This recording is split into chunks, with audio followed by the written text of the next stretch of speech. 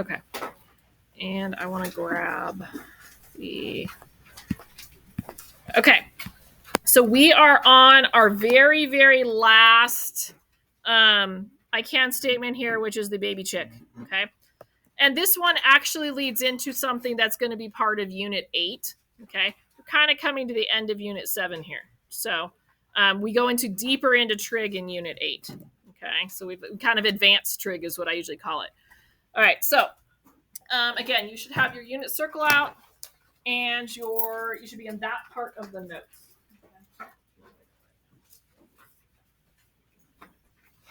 Okay. So this is manipulating the circle in a different way. Okay. And I guess it's okay. So what we're supposed to do is we're supposed to solve each equation. We're solving it for the theta, meaning we are solving for the angle and not the exact value on the unit circle. Okay. And I want you to notice that our angle has to be between 0 and 2 pi. But remember, the equal sign means that 0 is included, but 2 pi is not. So if we're somewhere here on our unit circle where we know that the value is both 0 and 2 pi, 0 wins. Okay, so we pick the 0 over the 2 pi. Okay, there's going to be more than one answer. There's typically 2 answers, okay, for these. Okay, so let's look at our unit circles. Okay, so this is telling us that we're going to look for the angle measure where our cosine value is square root of 2 over 2. So I'm going to write my theta because that's what I'm trying to find. That's what I got to solve for.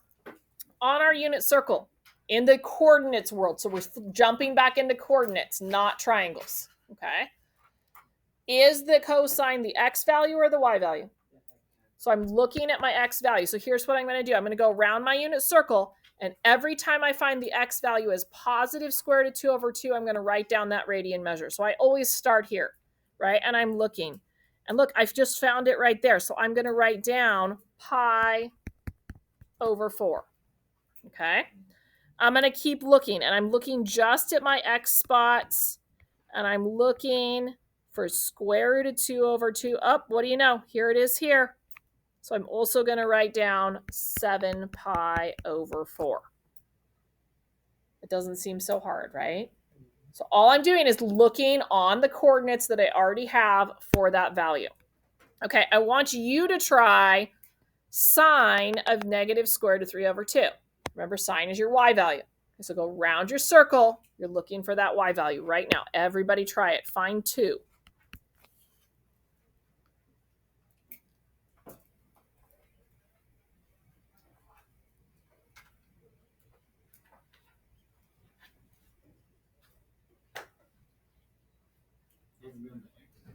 It's going to be on the y. And then put the radian measure. It has to be negative, yes.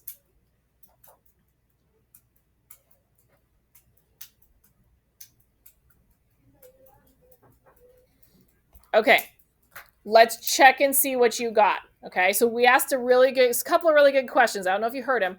Somebody asked, does it have to be x? It has to be your y, right? Because it's sine or cosine comma sine. So I'm looking in the y, and we have to only pick the ones that are negative. There should be 2 places that happens, okay? So I'm going around, I'm looking, well, quadrant 1, nothing's negative, right? I could skip quadrant 1. I'm looking for the y value, nothing in quadrant 2. Quadrant 3, the first one I run into is 4 pi over 3. Okay. I'm going to keep going. All right. There it is again. 5 pi over 3. No. You could write it as 5 pi over 3, 4 pi over 3. That works. Okay. Look at the denominators. What do you notice about the denominators in both sets of answers we got? They're the same. Okay. So you should the denominators should be the same when we're doing this. Okay. It's just going to be different locations on the circle. All right. I don't want to do this to death. Okay. So we're going to do we're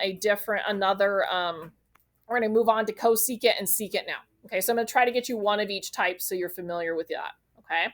So cosecant of 2 square root of 3 over 2. Over 3. Sorry. That's an over 3, not an over 2. Is cosecant one of our unit circle coordinates? Is it sine or cosine? No, okay? But I know that if I do its reciprocal, I get either sine or cosine, right? So what's the reciprocal of cosecant? Sine. So I'm going to flip this over. Sine of theta equals 3 over 2 square root of 3. We can't have that. That's not on our unit circle. But are we allowed to have a radical in the denominator? So let's see what happens if I rationalize that. So I'm going to rationalize this. So we get 3 square root of 3 over 2. What's square root of 3 times square root of 3? Take the shortcut. It's just 3, right? The radical times itself is the number underneath. It's not just 9. It would be square root of 9. Square root of 9 is 3. Okay? All right. What do you notice happens now? The 3's that are not under the radical sign cancel. Look at what I have left. Squared. Is that on my unit circle? Absolutely. Okay, so right now go around your unit circle and find that.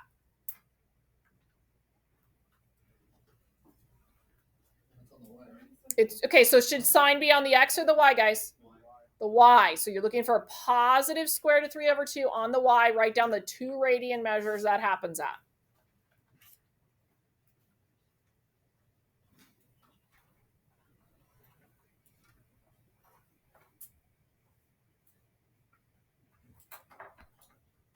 Okay, I want you to check with your table partner right now really quick and see if you guys have matching radian measures.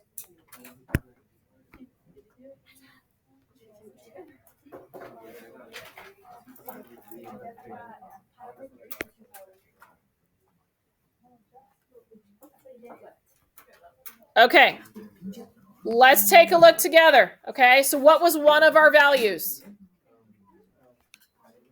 Pi over 3. I agree with that one. Thank you. Okay. All right. Pi over 3. All right. And then what was another value? I agree with that one as well. 2 pi over 3. Okay. You guys, this is a really big deal that makes sure this is an initial step to something we're going to do later that's harder.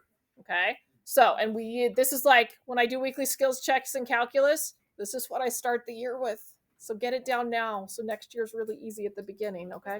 Yeah. How do we know which one is X and which one is Y? So remember your coordinates are in alphabetical order, and it goes cosine, comma, sine. So it's C first, then S. Okay. Okay. Any other questions before I go to the next one? Okay, that's really good. We want to make sure we're clear on those things. All right. Technically, what's in my denominator if there's nothing there? There's always a 1. Okay, so let's start there. Let's add that 1 in there because we know we're going to have to do a reciprocal. Okay. What is the reciprocal of secant? Cosine, right? Okay, and I'm flipping that around. All right. Do we have to manipulate the radical like we did on the last one? No, this one's much nicer, right? Okay, use your unit circle, find your 2 angles. Great, write it down.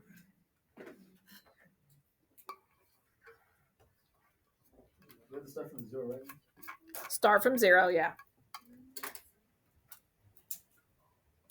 As long as you go around the whole circle, it doesn't matter, but we typically start from 0.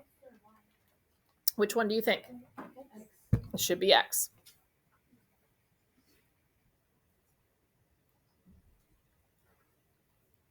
Okay, let's take a look together. Okay, is cosine the X value or the Y value? The X value. Okay, and I'm going to ask that question a lot. Okay, so I want to hear the whole class do it next time. So cosine is the X value. Sine is the Y value. Okay, so where did we find negative 1/2? What radian measures? Pi over 3?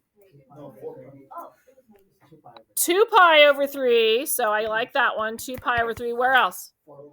4 pi over 3. Right? And look at, is the denominator still consistently the same? Apparently, I really liked the over 3s when I wrote the note page. So I'm sorry. They're not always going to be over 3s. Okay. Hopefully some over 6s pop up soon. All right. Any questions up through secant? All right. We've got to do a tangent and a cotangent. These are the trickiest of them all. Okay. So if nothing is there, what should I put in my denominator? 1. Okay, so I know that that's 1. Remember, our unit circle is in terms of sine and cosine. We've learned that cotangent is the cosine divided by the sine. All right, let's think about what's happening here then. So that means I need my cosine to be square root of 3, and notice I'm leaving some space, and my sine to be 1. Well, guess what? That's not on the unit circle, is it? There's nothing that's square root of 3 and 1 on, just square root of 3 and 1 on the unit circle. What's in every single denominator on the unit circle? Oh, so do I have some values that have square root of 3 over 2 and 1/2? Yeah, right? So what I did was, before, when we did a cotangent, we would simplify this, right? Remember our shortcut? What happens with those 2's? They cancel. So I built it back up. I went backwards, okay? So I know my numerator's got to be 3. I know my numerator's got to be 1. All right, so I put the 2's down there. So now I've got to find this coordinate. So I have to find an x coordinate of square root of 3 and a y coordinate of 1/2. Or what happens if I have a double negative? What does that turn into? Positive. So I also need to know the radian measure for the coordinate for negative square root of 3, negative 1/2. So let's see if we can find those on our unit circle. Okay, I'm doing a terrible job of spacing this. Let me put the theta at the bottom. Okay, I'll explain it one more time. Let's find those values, and then I can go through it again if you need me to. Okay. All right, so positive square root of 3 over 2, 1/2. What's the first one at? Looks like pi over 6, right? I think that's what I'm getting. Finally, we've got an over 6. All right, and then negative and negative should be in quadrant 3, right? So it looks like the next one is at 7 pi over 6. I know I squished that really small. Sorry.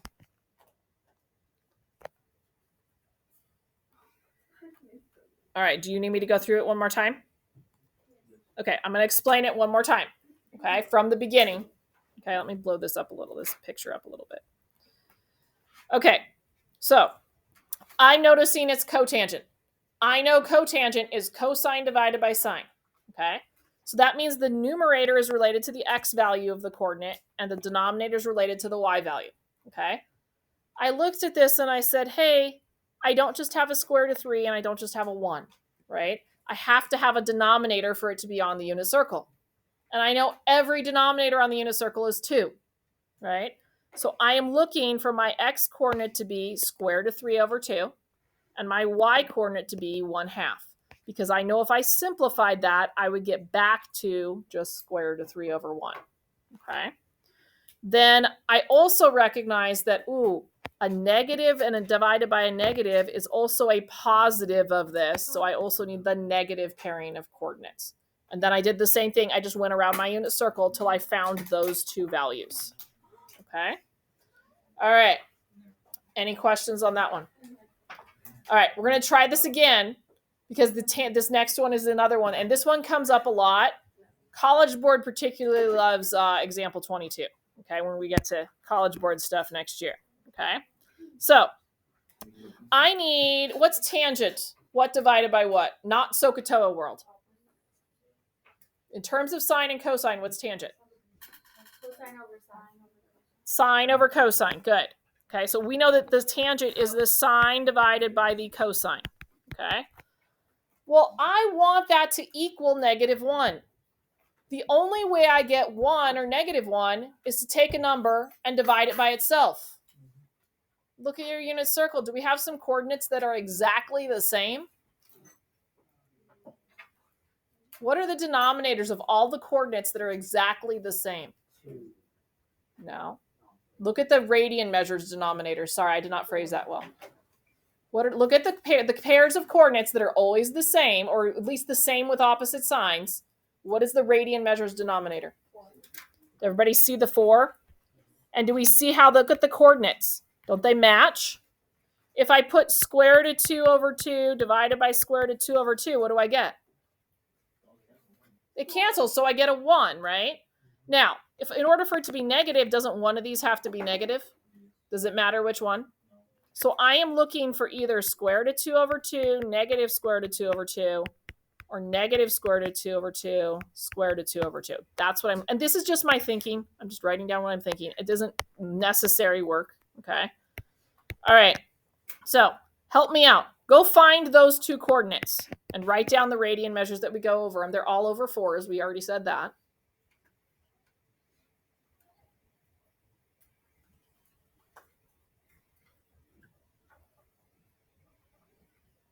Okay, what did we get for one of them? Help me out. What did we get? Where'd you find positive square root of 2, negative square root of 2? Okay, 3 pi over 4 is 1. That's good. And then 7 pi over 4 is the other one, right? Good job. Okay. Tangent and cotangent are going to take some work. Okay. Secant and cosecant are a little bit easier because we're just having to flip a reciprocal. This one, you got to take and think about it a little bit. But those are really the scenarios that we've got. There's those two scenarios that we did in the notes. Okay. I think that's the last one, isn't it? Yeah. Okay. So I need to put a worksheet up. I'm going to do that right now because that's going to match the last two kind of sections for practice. There's still a Delta Math out there that you were working on yesterday, I think. So give me a minute to put these up, and I will let you know when it's up there, and then you guys can start working on that, okay?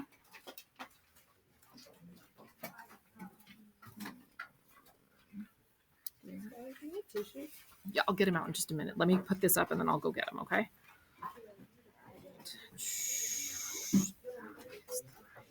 There. Oh, I can stop.